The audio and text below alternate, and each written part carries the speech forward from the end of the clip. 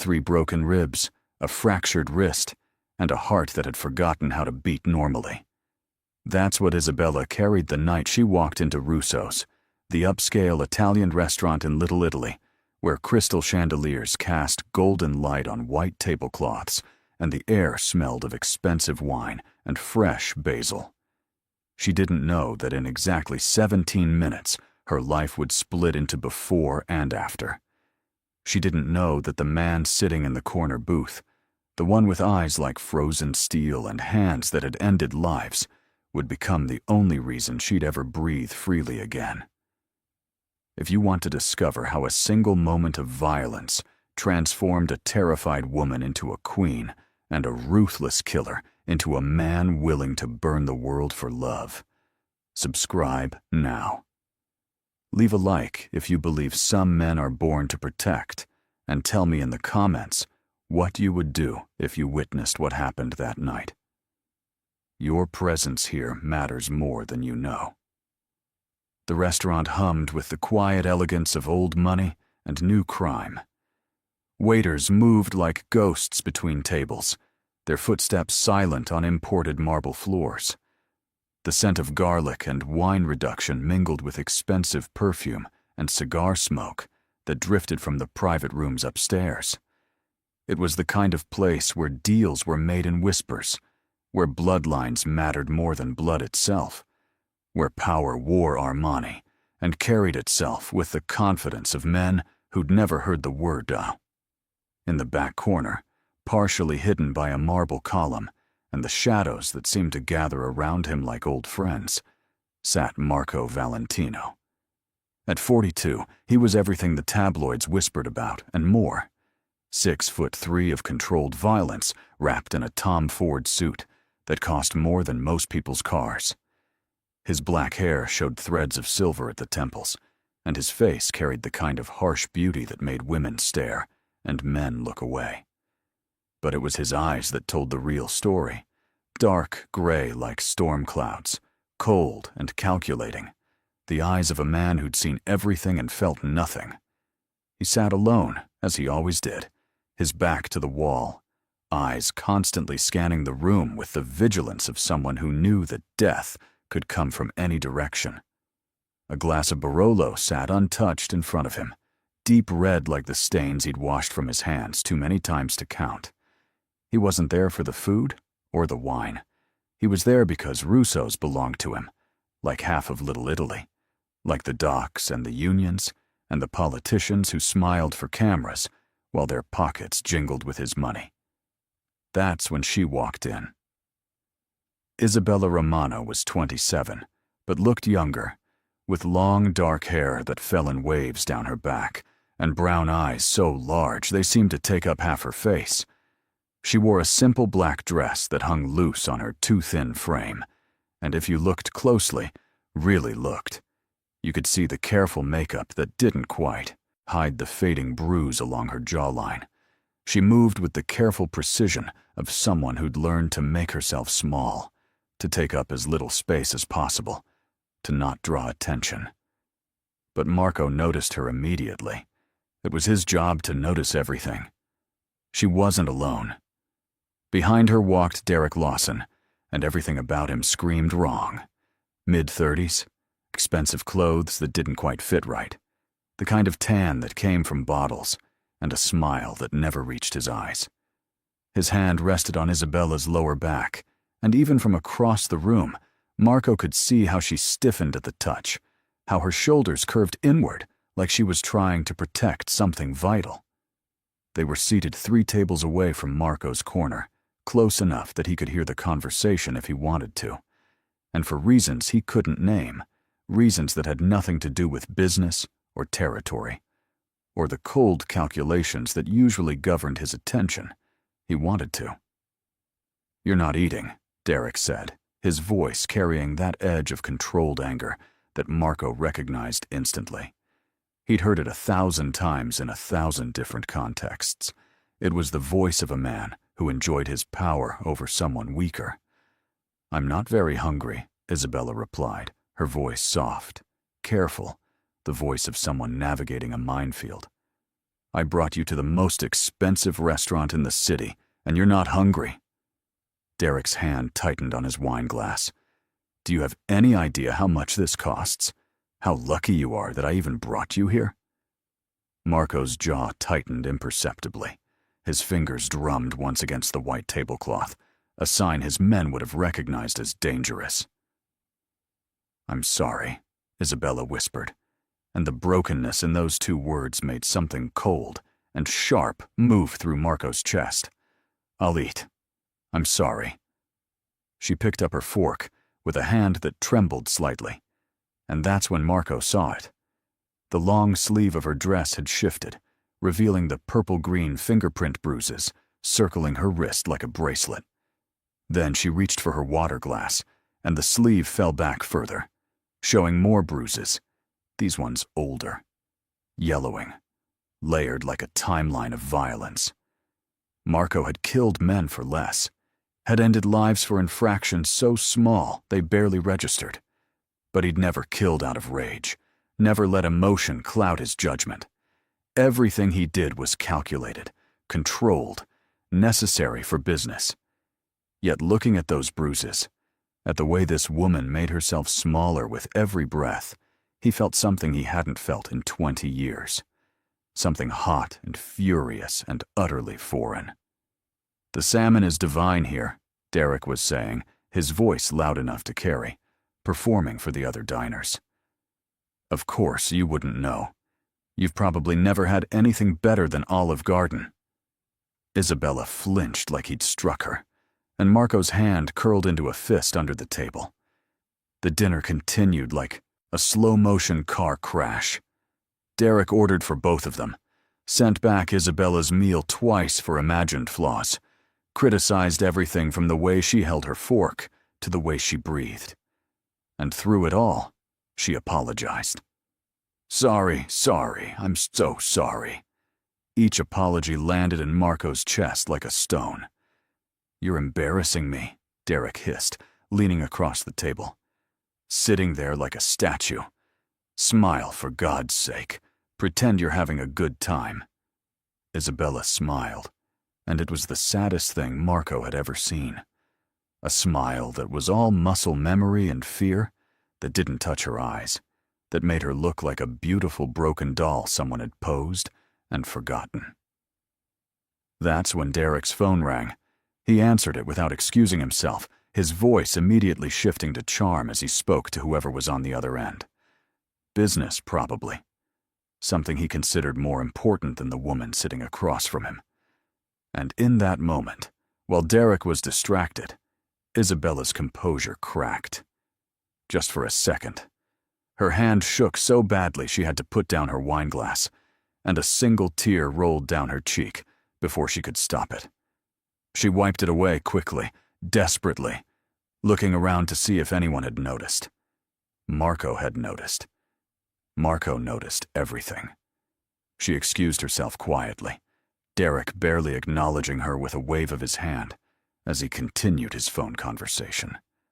Marco watched her navigate between tables toward the restrooms, her movements careful and deliberate, like someone who'd learned that taking up space came with consequences. The bathroom hallway was tucked away from the main dining room, a long corridor of exposed brick and soft lighting that led to the facilities, and a back exit that opened onto an alley. Something made Marco stand.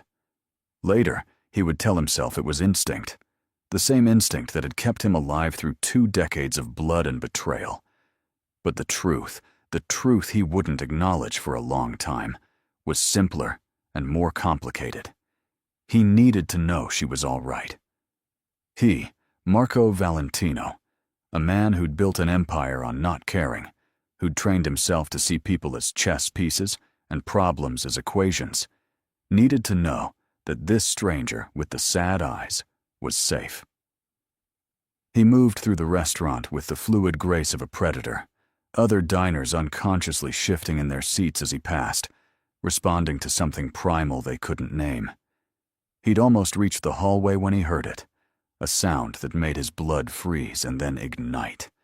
The sharp crack of flesh hitting flesh, followed by a soft, choked cry. Marco moved. The hallway opened up near the back exit, and there they were. Derek had Isabella pressed against the brick wall, his hand raised, her face turned to the side, a fresh red mark blooming across her cheek. She wasn't crying. She wasn't making a sound. She'd gone somewhere far away, somewhere inside herself, where the pain couldn't reach. And that, more than anything, made Marco see red. "I told you to smile," Derek was saying, his voice low and vicious. "I told you not to embarrass me. Do you have any idea what people must think? Watching you sit there like some traumatized—" "Touch her again," Marco said quietly, his voice cutting through Derek's tirade like a blade. "And they'll never find your body." Derek spun around, his hand still raised, his face flushed with anger and whine and the arrogance of a man who'd never faced real consequences. "Excuse me? This is a private conversation. My girlfriend and I is not your girlfriend anymore," Marco finished, taking a step closer. He wasn't a large man by muscle standards, but he carried violence in his bones, and it radiated from him now like heat from a furnace. "Step away from her. Do you know who I am?" Derek's voice climbed higher, and Marco recognized it now, the bluster of old money and entitled rage. "My father is Gregory Lawson, Lawson Industries. We own half the real estate in this city. You can't just—" "I know exactly who you are," Marco said, and his voice dropped even lower, the kind of quiet that made smart men run. "Derek Lawson, 34. Trust fund baby with a cocaine habit and a history of restraining orders that daddy's lawyers made disappear. You like to hit women because it's the only time you feel powerful. You particularly like this one because she's too kind to leave, too scared to fight back." He took another step closer, and Derek instinctively stepped back. "I also know that if you're still standing here in 10 seconds, you won't be standing anywhere ever again." The color drained from Derek's face. However stupid he was, however entitled and cruel, he wasn't stupid enough to miss the death in Marco's eyes. "You're making a mistake," he said, but his voice shook now. "My father—" "Your father," Marco interrupted, pulling out his phone with one hand, while the other stayed loose at his side. "Ready? Can call me himself. Marco Valentino. He has the number." The name landed like a bomb. Derek's eyes went wide, his mouth opening and closing like a fish drowning in air. Everyone in the city knew that name. Everyone knew what it meant. The Valentino family didn't just own businesses, they owned the city's beating heart, the dark machinery that kept it running underneath all the legal facades and political theater. I wasn't," Derek stammered, already backing toward the exit. 10 seconds, Marco said quietly. "You're at 5. Derek ran. Actually ran, stumbling over his own feet in his expensive shoes, crashing through the back exit into the alley, and disappearing into the night like the coward he was. The door slammed shut behind him, and suddenly the hallway was very quiet, except for Isabella's ragged breathing. Marco turned to look at her, really look at her, and felt something crack in the ice around his chest. She was still pressed against the wall, her hand covering the red mark on her cheek, her eyes huge and dark and filled with something that might have been terror or gratitude, or both. She was shaking, her whole body trembling like a leaf in a storm. "He's gone," Marco said, and he tried to make his voice gentle, but gentleness wasn't something he'd practiced in years. "He won't touch you again." Isabella stared at him, and for a long moment, she didn't speak. Then, very slowly, she slid down the wall until she was sitting on the floor, her knees pulled to her chest, and she started to cry. Not delicate tears, not the single drop she'd allowed herself at the table, but great, wrenching sobs that shook her entire frame, years of pain and fear and suppressed trauma pouring out all at once. Marco did something he hadn't done in 20 years. He sat down beside her on the cold floor of the restaurant hallway, his expensive suit pressing against brick and tile. And he waited. He didn't touch her, didn't try to comfort her with empty words. He just sat there, a silent presence, a wall between her and the world, and let her break apart in safety. Minutes passed, maybe 10, maybe 20. Time had lost its meaning in that dim hallway, where the sounds of the restaurant felt miles away instead of just around the corner. Isabella's sobs gradually quieted into hiccups, then into shaky breaths, then into the exhausted silence of someone who'd cried themselves empty. She wiped her face with trembling hands, smearing mascara across her cheeks, and finally looked at him. "Thank you," she whispered, her voice hoarse and broken. "I don't even know who you are, but thank you." "Marco," he said simply, and didn't add the last name. She'd heard it anyway when he'd said it to Derek, and he could see the recognition flickering in her eyes, followed by fear. Everyone feared the Valentino name, and he'd long ago stopped caring. But somehow, the fear in her eyes bothered him. "And you don't need to thank me." "Yes, I do," she said, and there was something fierce suddenly breaking through the fear, something strong underneath all that brokenness. He would have. She couldn't finish the sentence, but she didn't need to. Marco nodded slowly. "How long?" he asked. "What? How long has he been hitting you?" Isabella's breath caught, and fresh tears welled in her eyes. No one had ever asked her that directly. People saw the bruises, the careful makeup, the way she flinched, and they looked away. Society had trained them well in the art of minding their business. "A year," she whispered. "It started small. Just words, you know. Criticisms. Then pushing. Then—" She touched her cheek where the mark was already darkening. "Then this. Why didn't you leave?" It was the question everyone asked, the question that revealed how little they understood. Isabella laughed, but it was a sound without humor. "Leave and go where? I work as a teacher's aide. I make $28,000 a year. My parents are dead. I have no siblings. Derek," her voice caught on his name. "He made sure I had nowhere else to go. He got me fired from my last job because I talked to a male coworker. He tracked my phone. She stopped, realizing she was telling all of this to a stranger, to a dangerous stranger, to Marco Valentino, who everyone said was a killer. But he didn't feel dangerous. Not to her. Sitting there on the floor beside her, this man who'd threatened to disappear Derek's body without a trace of hesitation, he felt safe. It made no sense, defied all logic, but Isabella had learned that fear had its own wisdom, and right now, every terrified instinct in her body was quiet. "You can't go back to him," Marco said, and it wasn't a question or a suggestion. It was a statement of fact, delivered in a voice that brokered no argument. "I know," Isabella said, and saying it out loud, admitting it, felt like stepping off a cliff. "But I don't have anywhere to go. Everything I own is in his apartment.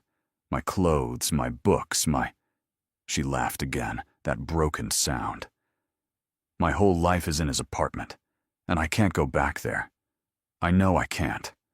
He'll be waiting, and he'll be so angry, and You'll stay with me," Marco said. Isabella's head snapped up, eyes wide. "What? No, I can't. I don't even know you. She stopped, unsure how to finish that sentence. "You're a criminal. You're dangerous. You're the kind of man my mother would have warned me about if she were still alive." "You don't have to know me," Marco said calmly. "You just have to trust that I keep my word, and I give you my word that you'll be safe. I have a building not far from here. Guest apartments that no one uses. You can stay there as long as you need. No strings, no expectations. Just a safe place until you figure out what comes next." Why? Isabella asked. And it was the most important question. Why would you help me? You don't know me.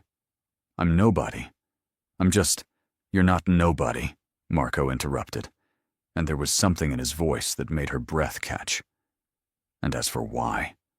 He stood up, brushing off his suit with movements that spoke of controlled power, then extended his hand to help her up. Let's just say I have a particular dislike for men who hit women. Isabella took his hand, and the moment their skin touched, she felt it. An electric current that ran from his calloused palm through her entire body, something that made her heartbeat stutter and restart at a different rhythm. She stood, unsteady on her heels, and realized how tall he was, how he seemed to fill the space around him with presence. I don't have my purse, she said suddenly, practical concerns flooding in. Derek has it. My phone, my wallet, my keys, everything. Don't worry about it, Marco said, already pulling out his own phone. He typed something quickly, then looked back at her. A car will be here in 5 minutes to take us to the building. Tomorrow, we'll arrange to get your things from his apartment. You won't have to see him. You won't ever have to see him again if you don't want to. The certainty in his voice, the absolute confidence that he could make these promises and keep them, should have scared her. Instead, it made her feel something she hadn't felt in over a year. Hope. The fragile, dangerous kind of hope that made you believe maybe, just maybe, things could be different. They walked back through the restaurant together, and Isabella was acutely aware of how people stopped talking as they passed, how eyes followed Marco with a mixture of fear and respect, how the staff seemed to materialize and dematerialize around him like he controlled gravity itself. Derek's table was empty, his meal abandoned, wine glass tipped over, and red wine spreading across white linen like blood. Outside, the night air was cool against her flushed skin. The city hummed around them, car horns and distant sirens, and the eternal heartbeat of New York after dark. A black car pulled up exactly when Marco said it would, a driver emerging to open the back door without a word. After you, Marco said, and Isabella climbed in, the leather seats soft and expensive, the interior smelling of cedar and something indefinably masculine. Marco slid in beside her, maintaining a careful distance, not touching, not crowding, just there. As the car pulled away from Russo's, away from the restaurant where her old life had ended and something new had begun, Isabella looked at the man beside her. His profile was sharp against the passing streetlights, all angles and shadows and controlled power. She should be terrified. Every rational part of her brain was screaming that she'd just traded one dangerous man for another. But looking at Marco Valentino, at the man who'd threatened murder for her sake, without knowing her name, she felt safe. And maybe, she thought as the car carried them deeper into the city's heart, maybe sometimes safety came wrapped in dangerous packages. The building Marco took her to wasn't what Isabella expected. She'd imagined something cold and industrial, maybe a renovated warehouse with exposed pipes and concrete floors, the kind of place you saw in movies about criminals. Instead, the car pulled up to an elegant brownstone in the West Village, the kind of building that probably cost more than she'd earn in several lifetimes. Ivy climbed the brick facade, and warm light glowed from windows with actual flower boxes, real flowers spilling color into the night. "It's beautiful," she whispered, then immediately felt stupid for saying it. But Marco smiled, just a slight curve of his lips that transformed his harsh features into something almost gentle. "My grandmother lived here," he said, climbing out and offering his hand to help her from the car. She refused to move, even when the neighborhood was dangerous. Said real estate was about patience and faith, that good areas always come back. She was right. It was the first personal thing he'd shared, and Isabella tucked it away like a precious stone. Marco Valentino had a grandmother. Marco Valentino smiled when he talked about her. These small human details seemed important somehow, proof that underneath the reputation and the violence, there was a person. Inside, the building was even more beautiful. Hardwood floors polished to a mirror shine, crown molding that spoke of craftsmanship from another era, walls painted in warm creams and soft grays.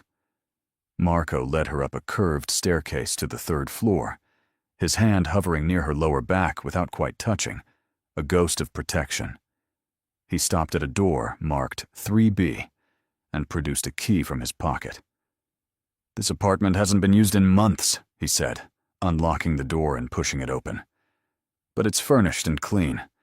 My housekeeper comes weekly regardless." The apartment took Isabella's breath away. It was small but perfect, an open-planned space with tall windows overlooking the tree-lined street below, a kitchen with marble countertops and appliances that gleamed, a living area with a deep sofa in navy blue, and bookshelves already filled with books, and through an open door, a bedroom with a bed that looked like a cloud, all white linens and soft pillows. "I can't," Isabella said, overwhelmed. "This is too much. I can't accept this." "You can, and you will," Marco said firmly, but not unkindly. He walked to the kitchen and opened the refrigerator, which to her shock was fully stocked. "My housekeeper, Rosa, keeps it supplied. Basic food, coffee, wine if you want it. The bathroom has toiletries. There should be some clothes in the bedroom closet, things He paused. Things that should fit you well enough for now." Isabella wanted to ask whose clothes they were, whose apartment this really was, but exhaustion was crashing over her in waves now that the adrenaline had worn off. She swayed slightly, and immediately Marco was there, his hand on her elbow, steadying her. "You're exhausted," he said, stating the obvious. "You should sleep. Everything else can wait until tomorrow." "Will you?" she started, then stopped, unsure what she was asking. "Will you stay? Will you leave? Will you keep me safe? Will this be real when I wake up, or just a dream born of desperation?" Marco seemed to understand anyway. "I'll be upstairs in the penthouse, top floor. If you need anything at all, there's an intercom by the door. Press the button marked P, and I'll answer. Day or night, Isabella. I mean that." The way he said her name, like it was something valuable, made her throat tight. "Thank you," she whispered, for what felt like the 100th time. "I don't know how I'll ever repay you for this." "You don't have to repay me," Marco said, and something in his eyes shifted, became intense in a way that made her breath catch. "Just promise me you'll be here in the morning, that you won't go back to him." "I promise," Isabella said, and meant it with every fiber of her being. Marco nodded once, sharp and final, then turned to leave. But at the door, he paused and looked back at her. "You're not nobody, Isabella," he said quietly. "And you're worth more than that bastard ever made you feel. I hope one day you'll believe that."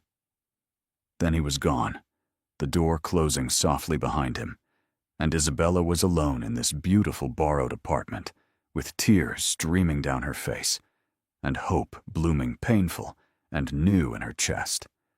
She stood there for a long time, just breathing, just being, just existing in a space where no one would hurt her. Then slowly, she walked to the bedroom. In the closet, just as Marco had said, were clothes. Women's clothes in her size, simple but expensive, still with tags attached. She chose a soft cotton nightgown and changed in the bathroom, washing her face and watching the mascara and makeup swirl down the drain along with the last remnants of her old life. The bed was as comfortable as it looked, the sheets soft and cool against her skin. She should have been terrified, alone in a strange place, under the protection of a man everyone said was dangerous. But instead, for the first time in a year, Isabella felt safe. She curled up under the covers and let exhaustion pull her under, falling into sleep without the usual nightmares, without the constant vigilance that had become her norm. Upstairs in the penthouse, Marco Valentino stood at his window, looking down at the street below, a glass of whiskey in his hand that he didn't drink. He couldn't remember the last time he'd brought a woman to one of his properties, the last time he'd offered protection to anyone outside his organization. He'd built his life on calculated risks and careful distance, on never letting emotion cloud judgment or interfere with business. But there was nothing calculated about what he'd felt in that restaurant hallway. Nothing careful about the rage that had consumed him when he saw Derek's hand raised against Isabella's face. And there was definitely nothing businesslike about the way his chest had tightened when she'd looked at him with those huge, haunted eyes and said thank you, like he'd given her the world instead of just basic human decency. He thought about the bruises on her wrist, the careful way she moved, the practiced smallness of her existence. He thought about how she'd cried on that floor, breaking apart in front of a stranger because she had no one else, nowhere else, nothing else. And he made a decision, the kind of decision that would change everything, though he didn't fully understand that yet. Derek Lawson would pay. Not tonight, not tomorrow, but soon. Marco would make sure of it. And Isabella Romano, this broken, beautiful woman sleeping 3 floors below him, would never have to be afraid again. He would make sure of that, too. He didn't question why, didn't analyze the unfamiliar feeling stirring in his chest or the way his hands had trembled slightly when he'd helped her from the car. Marco Valentino had survived 2 decades in the bloodiest business in the world by trusting his instincts, and every instinct he had was screaming that this woman, this moment, this choice, mattered in ways he couldn't yet see. Morning came soft through the tall windows, painting the apartment in shades of gold and amber. Isabella woke slowly, confused at first by the unfamiliar ceiling, the expensive sheets, the absence of fear. Then memory flooded back, the restaurant, Derek's hand, Marco's cold voice promising violence, and this apartment, this sanctuary that shouldn't exist, but did. She sat up carefully, half expecting it all to have been a desperate dream. But no, the room was real. The clothes she'd worn last night folded neatly on a chair she didn't remember folding them on. And on the nightstand, there was a note in bold, masculine handwriting. Coffee is in the kitchen. Fresh pastries from the bakery downstairs should arrive at 8 a.m. Rosa will come at 10 to take you shopping for anything you need. I'll be by this afternoon to discuss retrieving your belongings. You're safe here, Isabella? M. She read it 3 times, her fingers tracing the sharp angles of his letters, the confident stroke of his pen. 8 a.m. She glanced at the clock and saw it was 7:45. 15 minutes until pastries arrived, delivered to an apartment where she was a guest, protected by a man she didn't know, but who'd saved her without hesitation. Isabella got up and explored the apartment properly in daylight. It was even more beautiful than she'd realized last night. The books on the shelves were real books, well-worn classics and contemporary fiction, poetry and philosophy. Someone had lived here, really lived here, not just used it as an investment property. The kitchen had all the small touches that spoke of care, a vintage espresso maker, hand-thrown ceramic mugs, good knives and a wooden block. She was examining a first edition of Pablo Neruda's love sonnets when the doorbell rang, making her jump. Through the peephole, she saw a young man in a white shirt holding a paper bag from which the scent of fresh bread and chocolate wafted. "Delivery for apartment 3B, he said when she opened the door. "Compliments of Mr. Valentino." She took the bag with trembling hands and closed the door, leaning against it as reality settled over her like a warm blanket. This was real. Marco Valentino, crime boss and killer, was having pastries delivered to her like she was someone who mattered. The coffee maker was intuitive, and soon she had a perfect espresso steaming in one of the ceramic mugs. The pastries were still warm, chocolate croissants and sfogliatelle, the ricotta filling sweet and perfect. Isabella sat at the small kitchen table and ate slowly, savoring every bite, watching the street below where people walked dogs and carried briefcases and lived their normal lives. At exactly 10 o'clock, there was a knock at the door. Isabella opened it to find a woman in her late 50s, with kind eyes and gray hair pulled back in a neat bun. "Isabella?" she asked with a slight Italian accent. "I'm Rosa. Mr. Marco sent me to help you with shopping." "You don't have to," Isabella started, but Rosa was already waving her hand dismissively. "Nonsense. Come, we get you proper things." "Mr. Marco," he said, "get you everything. Clothes, shoes, whatever you need. He has account at several stores." She looked Isabella up and down with a practiced eye. "You are tiny thing. We fix that too. Food, proper food. Not that garbage American diet." Despite everything, Isabella found herself smiling. There was something about Rosa's no-nonsense warmth that made her feel safe, made this surreal situation feel almost normal. They spent the next 3 hours in a whirlwind of boutiques and shops that Isabella had only ever window shopped at before. Rosa had impeccable taste and absolutely no regard for price tags. Jeans that actually fit, soft sweaters in cashmere and merino wool, dresses that made Isabella feel beautiful instead of invisible, shoes that were comfortable and elegant, underwear that was silk and lace instead of cotton multipacks. "Mr. Marco," he said, "get everything," Rosa repeated every time Isabella protested. "He never says such things. You must be very special." Special. The word sat strange in Isabella's mouth. She'd spent so long being nothing, being nobody, being the target of Derek's rage and contempt. The idea that she could be special to anyone, let alone to Marco Valentino, felt impossible. But when they returned to the apartment, arms laden with shopping bags, and Isabella saw herself in the full-length mirror, wearing new jeans and a soft blue sweater that made her eyes look brighter, she thought maybe, just maybe, she could learn to believe it. Rosa helped her put everything away, tutting over the emptiness of the closet and promising to bring more things tomorrow. Then she disappeared into the kitchen and returned with containers of homemade food, red sauce that smelled like heaven, fresh mozzarella, bread still warm from the oven. "You eat," Rosa commanded. "You are too skinny. Mr. Marco, he notice everything. He worry about you, I can tell." After Rosa left, Isabella found herself thinking about that. Marco worried about her. Marco, who everyone said was incapable of caring about anything except power and money and territory. Marco, who'd threatened to disappear a man's body without blinking. That Marco noticed she was too thin and sent his housekeeper to make sure she ate properly. She was heating up some of Rosa's pasta when the intercom buzzed, making her jump. She pressed the button hesitantly.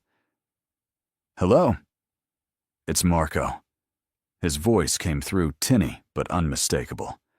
"May I come up?" Her heart did something complicated in her chest. Of course.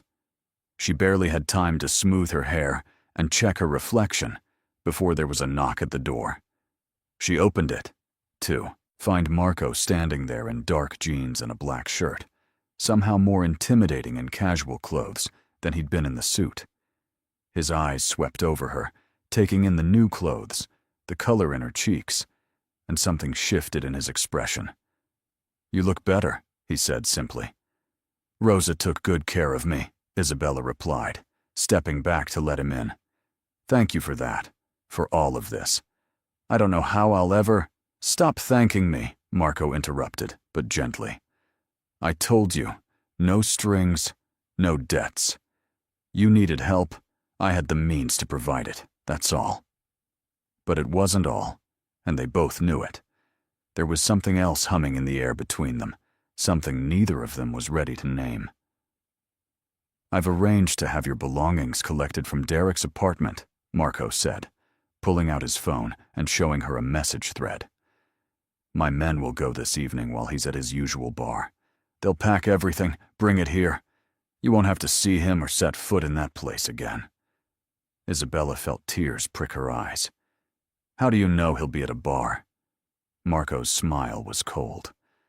"I know everything about Derek Lawson.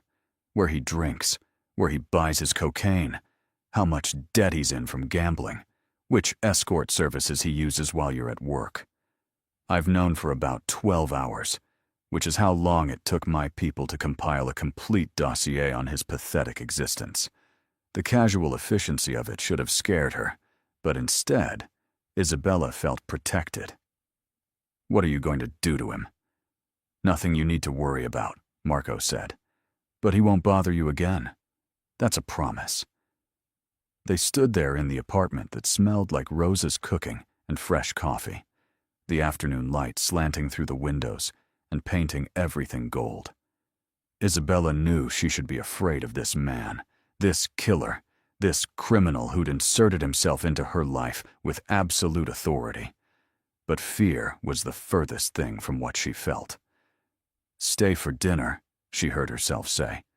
"Rosa brought enough food to feed an army, and I—" She paused, realizing the truth of what she was about to say. "I don't want to be alone." Marco studied her for a long moment, those storm-gray eyes seeing too much, and then he nodded. "I'll stay." They moved around the kitchen together, Isabella heating Rosa's pasta, while Marco opened a bottle of red wine from the rack she hadn't noticed before. The domesticity of it was strange and perfect. Two people who shouldn't fit together, somehow moving in sync, passing plates and glasses without colliding, existing in the same space, with an ease that felt practiced, even though it wasn't. "Tell me about yourself," Marco said when they sat down at the small table. "Something real. Something that has nothing to do with Derek, or any of this." Isabella twirled pasta on her fork, thinking. "I wanted to be a writer," she said finally. "When I was young, I wrote stories constantly. Little fantasies about adventures and magic and love. My mother said I had a gift for it. What happened? Life happened. She got sick. Cancer. I dropped out of college to take care of her. By the time she died, I'd been away too long. Didn't have the money to go back. I got a job as a teacher's aide because I still wanted to be around books and learning. Told myself I'd write on weekends, after work, someday." She laughed without humor. "Then I met Derek at a charity event. He was charming at first, interested in my writing, supportive. Or so I thought." "He wasn't," Marco stated. "No, he told me my stories were childish, that I was wasting my time, that I should focus on being the kind of woman a man like him could be proud of." She took a sip of wine, the taste rich and complex on her tongue. "I stopped writing. Just stopped. Like a part of me died, and I didn't even fight for it." Marco's jaw tightened. "You'll write again. How do you know? Because you're stronger than you think you are. Because you survived a year of abuse and didn't break. Because you're sitting here now, safe, and you're already thinking about tomorrow instead of just surviving today. I can see it in your eyes." Isabella looked at him, really looked at him, and saw something she hadn't expected. Admiration. Respect. "What about you?" she asked. "Tell me something real." Marco was quiet for so long she thought he wouldn't answer. Then he said, "My father was a monster. Not metaphorically. Literally. He beat my mother until I was big enough to stop him. Then he beat me. He taught me that the world was divided into predators and prey, and the only choice that mattered was which one you'd be." "You chose predator," Isabella said softly. "I chose to survive. And yes, that meant becoming what he wanted, what the family needed. I was good at it. Too good. By the time I was 30, I'd built something he never could have imagined. But I'd also lost something important. What? Marco met her eyes. The ability to feel anything except anger and ambition. I became efficient, successful, feared. But I stopped being human somewhere along the way. I don't believe that, Isabella said, and she reached across the table without thinking, her hand covering his. A man who wasn't human wouldn't have saved me, wouldn't have given me this apartment, this safety, this chance. Wouldn't be sitting here having dinner with me when he could be anywhere else doing anything else. Marco looked at their hands, her small fingers on his scarred knuckles, and something cracked in his carefully constructed armor. You make me feel things I thought were dead, he said quietly. Things I'm not sure I know how to handle. Like what? Like I want to protect you. Like I want to know everything about you. Like I want to... He stopped, pulling his hand away, clearly wrestling with something. This isn't smart, Isabella. I'm not a good man. The things I've done, the things I do. I don't care, she interrupted, and realized she meant it. I don't care about any of that. You saved me when no one else would. You gave me safety when I had none. You're showing me that I'm worth something when I'd forgotten. Whatever else you are, whatever else you've done, you've been nothing but good to me. They sat in silence, the weight of unspoken things hanging between them. Outside, the city hummed with life, but in that apartment, time seemed to have stopped, suspended in the space between confession and action, between fear and desire. Marco stood abruptly, and for a moment Isabella thought he would leave. Instead, he walked to the window, his back to her, shoulders tense. My grandmother, he said, his voice rough, the one who owned this building. She told me once that the right woman would make me remember how to be human. That love wasn't weakness like my father taught me, but the only thing worth being strong for. Isabella stood too, drawn across the room like gravity was pulling her. She stopped just behind him, close enough to feel the heat radiating from his body, but not touching. Do you believe her? Marco turned, and the look in his eyes made her breath catch. Raw, vulnerable, hungry in a way that had nothing to do with food or wine or any physical need, except the most fundamental one: to be seen, to be known, to be accepted despite everything. I'm starting to, he said, and then he was cupping her face in his hands, those dangerous hands that had ended lives now touching her like she was made of glass. Tell me to stop, Isabella. Tell me this is too fast, too complicated, too insane, and I'll stop. But she didn't tell him to stop. Instead, she rose on her toes and kissed him, answering the question he hadn't quite asked with action instead of words. The kiss was gentle at first, hesitant, two broken people trying to remember how tenderness felt. Then it deepened, became something urgent and necessary, became a conversation they'd been having since the moment he'd threatened violence for her sake in that restaurant hallway. Marco pulled her closer, one hand tangling in her hair, the other splaying across her back, holding her against him like he was afraid she might disappear. Isabella's hands clutched his shirt, anchoring herself to something solid and real and safe for the first time in forever. When they finally broke apart, both breathing hard, Marco rested his forehead against hers. I don't know how to do this, he admitted. I don't know how to be what you need. Then we'll figure it out together, Isabella whispered. I don't know how to do this either. How to trust again. How to believe I deserve good things. But I want to try. With you. This is dangerous, Marco warned. Being close to me. My enemies are already less scary than the man I was living with, Isabella interrupted. At least you're dangerous to protect people, not to hurt them. It wasn't quite true, and they both knew it. Marco, Valentino had hurt plenty of people, would hurt more before he was done. But he'd never hurt her, and somehow that distinction mattered more than all the rest. They spent the evening talking, really talking, the kind of conversation that happens when two people decide to stop hiding. Marco told her about his grandmother, about the woman who'd defied his father and taught him that there were other ways to be strong. Isabella told him about her mother, about the woman who'd raised her to believe in fairy tales and happy endings, even while dying of cancer. "She would have liked you," Isabella said, curled up on the couch beside him, her head on his shoulder, in a position that felt both new and ancient. She always said the best men were the ones who'd choose to be gentle, even though they were strong enough to be cruel. "I'm not gentle," Marco said. "You are with me." And it was true. Every touch, every word, every look carried a carefulness that spoke of conscious choice, of a man deciding how he wanted to be, despite what the world had made him.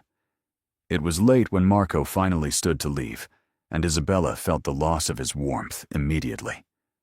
"Stay," she said, then clarified when she saw something flare in his eyes. "Not like that. Just stay. Sleep on the couch. I don't want to be alone tonight." Marco studied her, then nodded slowly. "I'll stay." They got ready for bed in a strange domestic routine, Marco removing his shoes and shirt, while Isabella changed in the bathroom into one of the soft nightgowns Rosa had brought. When she emerged, she found him on the couch, all that controlled power trying to fold itself into a space too small for his frame. "That's ridiculous," Isabella said. "The bed is huge. We're both adults. We can share it without—" She stopped, blushing. "Are you sure?" Marco asked, and there was nothing predatory in the question, just genuine concern for her comfort. "I'm sure." The bed was big enough that they could have maintained distance, but Isabella found herself gravitating toward him like a planet to its sun. Marco lay on his back, one arm behind his head, and she curled against his side, her head on his chest, listening to the steady beat of his heart. "Tell me something nobody knows about you," she whispered into the darkness. Marco was quiet for so long she thought he wouldn't answer. Then, "I'm afraid." "Of what?" "That I'll ruin this. That I'll become what I am in every other part of my life. And I'll destroy the one good thing I've found in 20 years. Isabella lifted her head to look at him, his face all shadows and sharp angles in the dim light from the window. "You won't," she said, with a certainty she didn't know she possessed. "Because you're choosing not to.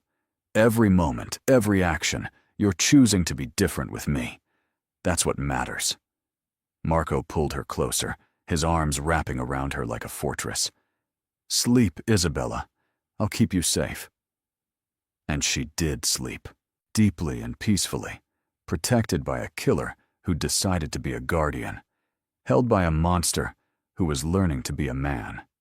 The next few weeks passed in a strange, perfect bubble. Marco visited every day, sometimes in the morning with coffee and pastries, sometimes in the evening for dinner that they cooked together, while Rosa tutted and complained that her kitchen was being taken over. They talked about everything and nothing, learning each other's rhythms and patterns, building something fragile and precious between them. Isabella started writing again, just a little at first, scribbling in a notebook Marco had given her, telling stories that had nothing to do with her life and everything to do with the hope growing in her chest. Marco read them sometimes, and the look on his face when he did made her feel like she'd given him something invaluable. "You have a gift," he told her one evening, putting down the notebook with reverence. "These stories, they're beautiful. You should publish them." "Maybe someday," Isabella said, but the possibility no longer seemed impossible. Derek tried to contact her exactly twice. The first time he sent flowers to the building with a card that said, "I'm sorry, baby. Please come home." Marco had the flowers thrown away, and the delivery person questioned about who'd hired them. The second time, Derek showed up outside the building, drunk and belligerent, shouting her name on the street. He didn't get past the front steps. 2 of Marco's men materialized from nowhere, escorted him to a car, and took him somewhere Isabella didn't ask about. When Marco came to see her that evening, his knuckles were bruised. "Did you?" she started. "I didn't kill him," Marco said, understanding the question. "But he understands now that you're off limits, that you're protected, that if he comes near you again, there won't be a body to find. He believes me." Isabella should have been horrified, but instead, she felt safe. "Thank you." "Always," Marco said, and kissed her forehead, her cheeks, finally her mouth, tender and fierce all at once. They hadn't taken that final step yet, hadn't crossed the line from whatever this was into physical intimacy. Marco seemed content to wait, to let her set the pace, to just be near her. And Isabella, who'd spent a year having her body treated like an object, appreciated the patience more than she could express. But one evening, after dinner and wine and conversation that had stretched into the late hours, when Marco stood to leave as he always did, Isabella caught his hand. "Stay," she said, and this time the invitation was different. Marco's eyes darkened, and she could see the want in them, the desire he'd been carefully controlling. "Isabella, I don't want to rush you. We have time." "I know we do," she said, standing and moving into his space, her hands on his chest, where she could feel his heart thundering. "But I want this. I want you. Not because I'm scared or grateful or confused. Because you make me feel alive in a way I didn't know was possible. Because when you touch me, I remember that my body is mine. That intimacy can be beautiful instead of terrifying. Because I trust you in a way I've never trusted anyone." Marco's control, that iron restraint he'd maintained for weeks, finally cracked. He kissed her deeply, hungrily, his hands framing her face like she was precious, like she was everything. "If we do this," he said against her lips, "we do it right. Slow, gentle. You tell me if anything feels wrong, if you need me to stop, if you need anything at all." "I will," Isabella promised, and led him to the bedroom, her hand in his, her heart thundering with anticipation instead of fear.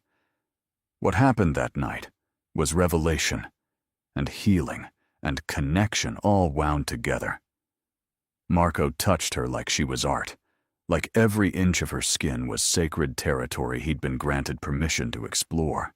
He was patient and careful and attentive in ways Isabella had never experienced, making her feel cherished instead of used, making her body sing with pleasure she hadn't known existed.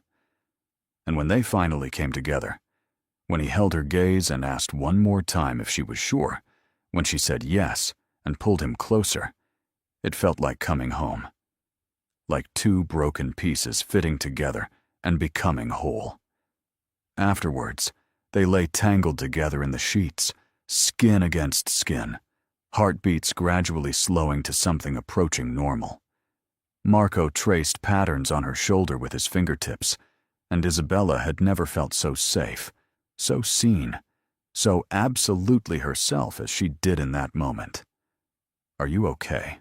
Marco asked quietly, and she could hear the concern in his voice, the need to know he hadn't hurt her, hadn't pushed too far. "I'm more than okay," Isabella said, tilting her head to kiss his jaw. "I'm perfect. That was perfect. You're perfect." "I'm not perfect," Marco said, but he smiled as he said it. That were a genuine smile that transformed his whole face. "But with you, I want to try to be." They fell asleep like that, wrapped around each other, and when Isabella woke in the early morning light, she found Marco watching her with an expression so tender it made her chest ache. "What are you thinking?" she asked, her voice still rough with sleep. "That I never believed in fate or destiny or any of that romantic bullshit," Marco said. But then you walked into that restaurant, and Derek raised his hand, and something in me recognized something in you, like we'd been waiting for this moment our whole lives without knowing it. Isabella felt tears prick her eyes, the good kind, the kind that came from too much feeling instead of too much pain. "I love you," she said, and the words came out easy and natural, like they'd been waiting there all along. Marco's breath caught, his eyes going wide with something that looked like wonder. "Say that again." "I love you, Marco Valentino. I love you for saving me, for seeing me, for being gentle when you could be cruel. I love you for letting me see you, the real you, underneath all the armor and reputation. I love you for making me believe in myself again." Marco pulled her close, so close she could feel his heart pounding against her chest. "I love you," he said into her hair. "I didn't think I was capable of it anymore. But God, Isabella, I love you so much it terrifies me. You're the best thing that's ever happened to me, and I swear I'll spend the rest of my life making sure you never regret giving me this chance." They stayed in bed until Rosa's inevitable arrival, her knowing looks and tusking tongue making them both laugh. The older woman had clearly suspected this was coming, had probably orchestrated half of it, with her insistence that Marco stay for dinner, that Isabella wear the pretty dresses, that young people needed to stop being so stubborn about obvious feelings. But it was a month later, during dinner at Russo's, the same restaurant where it had all begun, that Marco changed everything. They'd been eating in comfortable silence when he suddenly stood up, and Isabella looked at him in confusion. "Marco! What?" He knelt beside her chair, and Isabella's heart stopped. The entire restaurant had gone quiet, everyone watching, though Marco's eyes never left her face. "Isabella Romano," he began, his voice steady despite the emotion in his eyes. "6 weeks ago you walked into my life completely by accident, and you changed everything. You taught me that strength isn't about being hard. It's about choosing to be soft with the people who matter. You showed me that love isn't weakness. It's the only thing worth being strong for. You made me remember how to be human, how to feel, how to hope." He pulled a small velvet box from his pocket, opening it to reveal a ring so beautiful it took her breath away. A simple platinum band with a single perfect diamond, elegant and understated, and absolutely right. "I know it's fast. I know we still have things to learn about each other. But I also know that I want to spend the rest of my life learning them. I want to wake up next to you every morning. I want to read your stories and watch you become the writer you were meant to be. I want to build a life with you, a real life, the kind my grandmother told me was possible if I just had the courage to reach for it." He paused, his voice roughening. "Marry me, Isabella. Make me the luckiest man alive. Say yes." Isabella was crying openly now, tears streaming down her face, but she was smiling too, smiling so wide it hurt. "Yes," she said, and then louder. "Yes, yes, 1,000 times yes." The restaurant erupted in applause as Marco slid the ring onto her finger, then stood and pulled her into his arms, kissing her deeply, while people cheered, and Rosa, who'd somehow appeared, cried happy tears and insisted she'd known from the beginning. The wedding happened 3 months later, a small, intimate ceremony in the garden behind the brownstone, just close friends and family, Rosa officiating because she'd threatened to disown them both if they went to a courthouse. Marco's most trusted men standing as groomsmen, with tears in their eyes at seeing their boss this happy. Isabella wore a simple white dress, her hair loose and flowing, and when Marco saw her walking toward him, his breath caught audibly. She looked like every dream he'd never let himself have, every hope he'd buried under years of blood and violence and necessary cruelty. "You're beautiful," he whispered when she reached him, taking her hands. "You're crying," she whispered back with wonder. "Happy tears," Marco said. "I didn't know those existed until you." They exchanged vows they'd written themselves, promises about choosing each other every day, about being each other's safe place, about building something real and lasting. And when Rosa pronounced them husband and wife, when Marco kissed Isabella like she was his salvation and his redemption all wrapped in one perfect package, there wasn't a dry eye in the garden. The reception was held in the same garden, string lights twinkling overhead, Rosa's cooking covering long tables, wine flowing freely. Marco's men, these dangerous, hard men who'd committed unspeakable acts, got drunk and gave speeches about how Isabella had saved their boss, how they'd never seen him smile before she came along, how love was apparently real, and they were all witnesses to a miracle. Isabella danced with Marco under the stars, her head on his chest, his arms wrapped around her, and felt so full of joy she thought she might burst with it. "What are you thinking?" she asked, because she loved knowing his thoughts. "That 6 months ago I was alone," Marco said. "I had money and power and respect and absolutely nothing that mattered. And now I have you. I have love. I have a reason to build something beyond an empire. I have a future that looks like more than just survival." "We have a future," Isabella corrected gently. "Together." "Together," Marco agreed, and kissed her forehead, her cheeks, her lips, tasting like wine and promises and forever.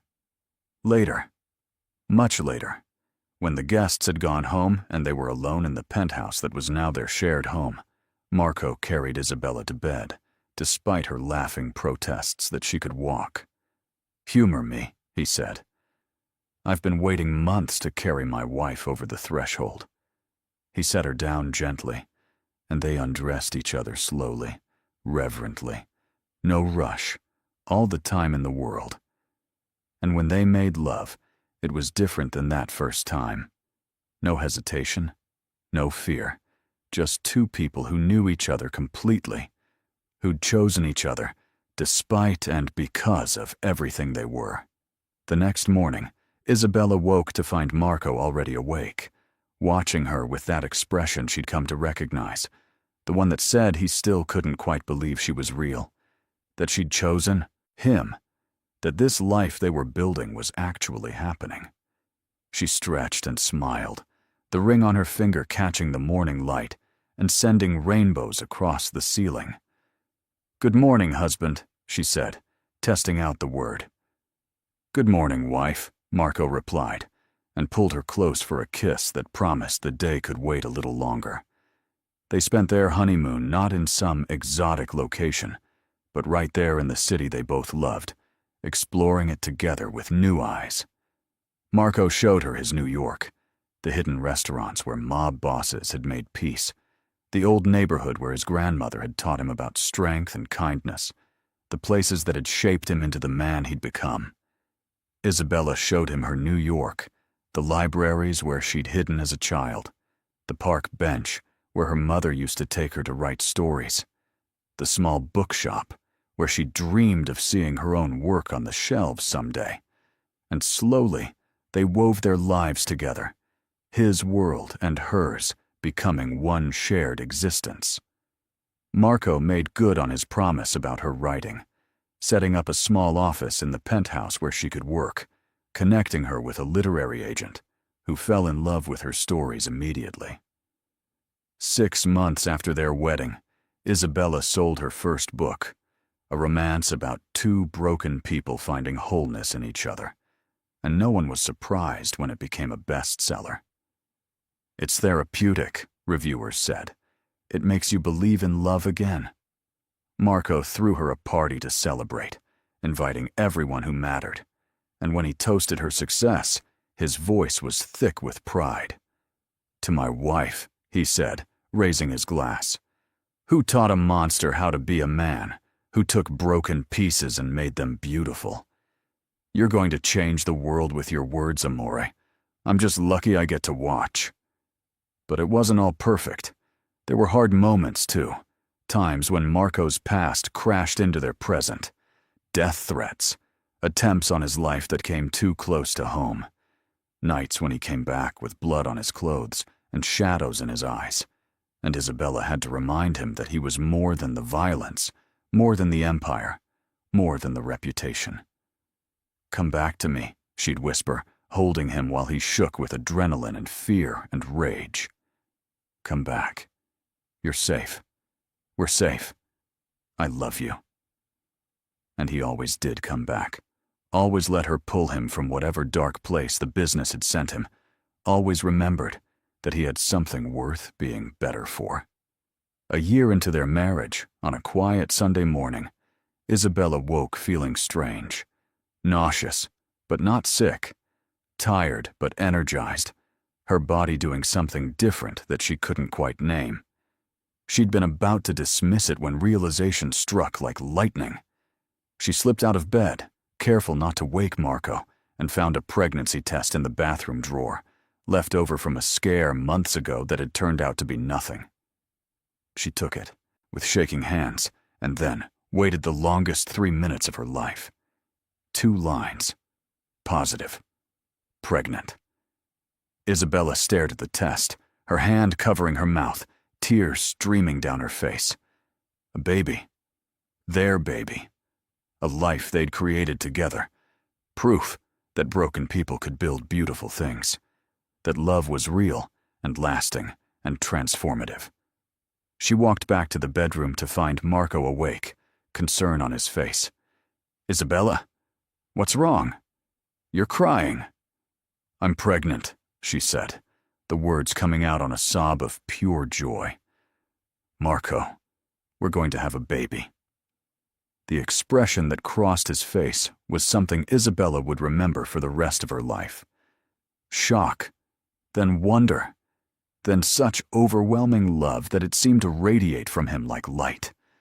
He was across the room in 2 strides, pulling her into his arms, his own tears falling into her hair. "A baby," he whispered, like a prayer, like a promise. "Our baby. Isabella, His voice broke, and he just held her tighter. This man who'd never thought he deserved happiness, who'd built his life on violence and control, undone by the simple miracle of new life. They told Rosa first, because she'd become family, more of a mother to both of them than their own had ever been. The older woman screamed with joy, immediately beginning to plan, talking about nurseries and baby clothes, and how she'd always known they were meant for this. The pregnancy was easy, blessed. Isabella bloomed like a flower, her body doing what it was meant to do with an ease that seemed miraculous. Marco was attentive to the point of obsession, monitoring everything she ate, making sure she rested, reading every book about pregnancy and fatherhood he could find, with an intensity that would have been funny if it wasn't so touching. "I don't know how to be a father," he admitted one night, his hand on her growing belly, feeling their daughter kick and move. "My own father was a monster.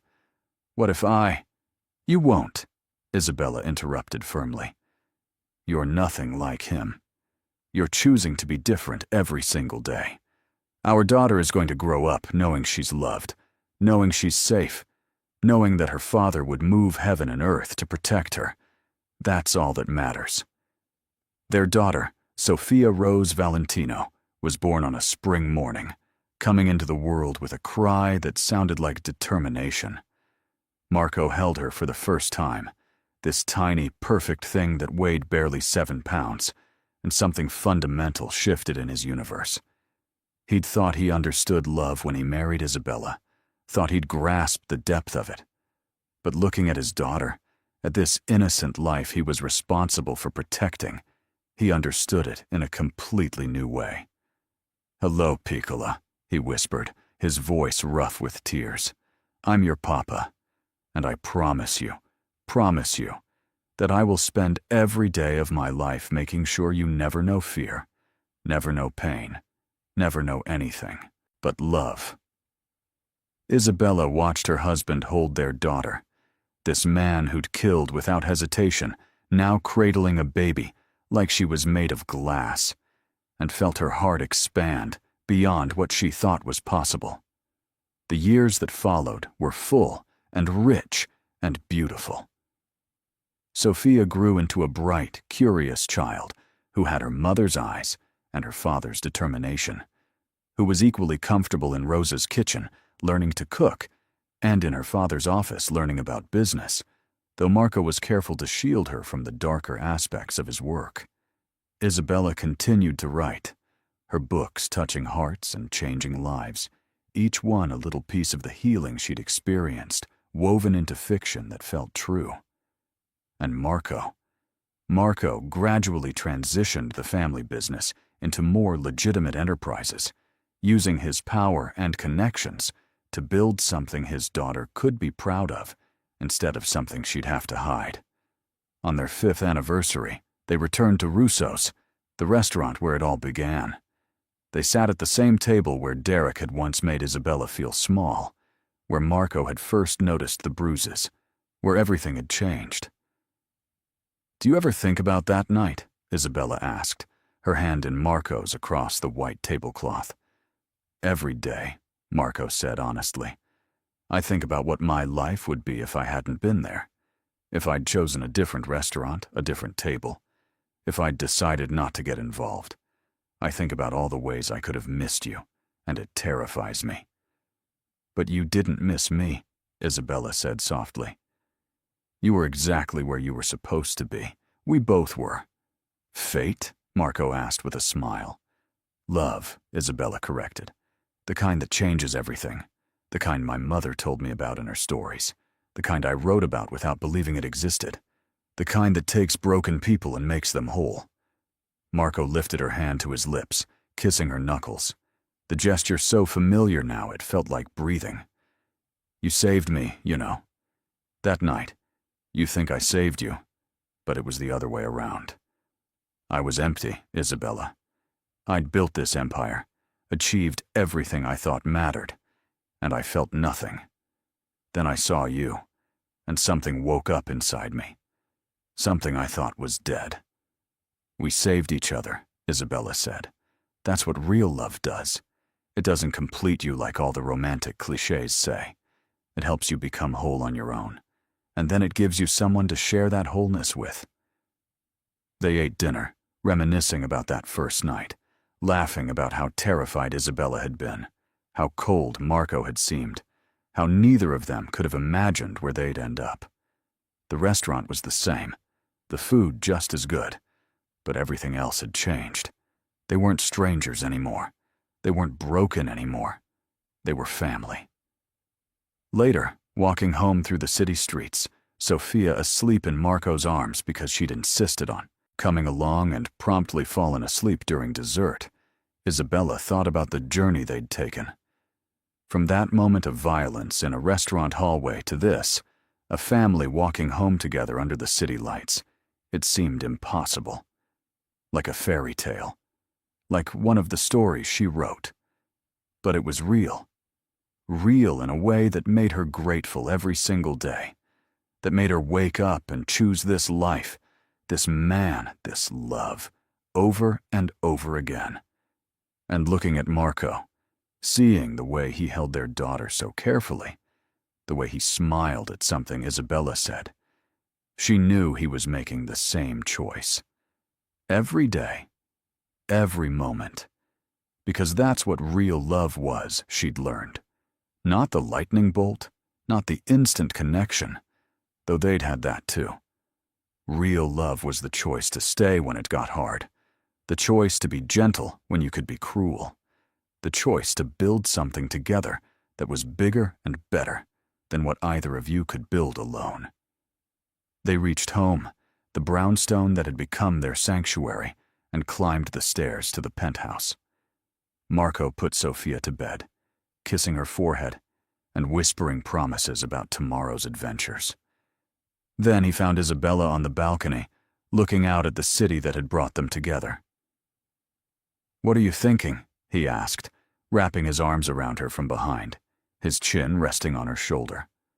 "That we're lucky," Isabella said. "That we found each other.